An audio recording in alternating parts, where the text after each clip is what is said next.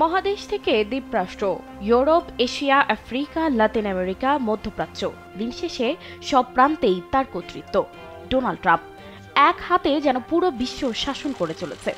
দিন দিন যেন বাড়ছে তার একগুঁয়েমি। একবিংশ শতাব্দীর রাজা বললেও বাড়িয়ে বলা হবে না। প্রথম মেয়াদে যেমন তেমন, দ্বিতীয় মেয়াদে নিজেও এমনই ভাবছেন নিজেকে। পৃথিবীর ভালো মন্দ দেখভালের নায়ক হয়ে ওঠা এই ট্রাম্পের বাস্তবিক আচরণ একজন স্বার্থপর বয়ফ্রেন্ডের মতোই। স্মরণে স্বপনে যে কেবল নিজের স্বার্থই দেখেন সবকিছুর আগে। নিঃস্বার্থ নয়, বরং স্বার্থপরতায় ভরা ট্রাম্প। অন্য দেশগুলোর সঙ্গে তার প্রতিটি সম্পর্কের অন্তরালেই দেয়ার থেকে নেয়ার ঝুলি বড় হয়ে উঠেছে বেশি। Original product, best service and best offer. Your right choice, Transcom Digital. সবার আগে আমেরিকা স্লোগানের নামে তিনি কেবল নিজেকেই ভালোবাসেন। নিজের ভবিষ্যৎ, নিজের গুরুত্ব, নিজের আলো এবং নিজের নাটকেই ব্যস্ত তিনি। সাম্প্রতিক সময় মধ্যপ্রাচ্যের 3 ধনকুবের দেশ সৌদি আরব, কাতার, আরব আমিরাত সফরই তার বড় প্রমাণ। নিরাপত্তা দেওয়ার নামে $1 ট্রিলিয়ন অস্ত্র বিক্রি করে এসেছেন।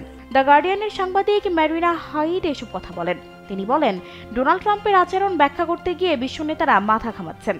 ট্রাম্পের আচরণ বিশ্লেষণ করতে গিয়ে অনেকেই তাকে জটিল বলছেন, কেউ আবার বলছেন তিনি ট্রানজ্যাকশনাল, অনেকেই বলছেন তিনি গম্ভীর নন।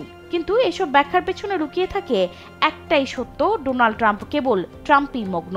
তিনি চান সব আলো তার উপর পড়ুক, সব সিদ্ধান্ত তার নিয়ন্ত্রণে থাকুক, আর প্রতিটি ঘটনা জুড়ে থাকুক তারই নাম। তিনি আরো বলেছেন, বিগত কয়েক সপ্তাহে ট্রাম্প যেভাবে একের পর এক বিশ্ব নেতাকে চমকে দিয়েছেন, অপমান করেছেন, খুনসুটি করেছেন, তা দেখে মনে হচ্ছে সময় এসেছে এই মোহর ভাঙার, জেগে ওঠার।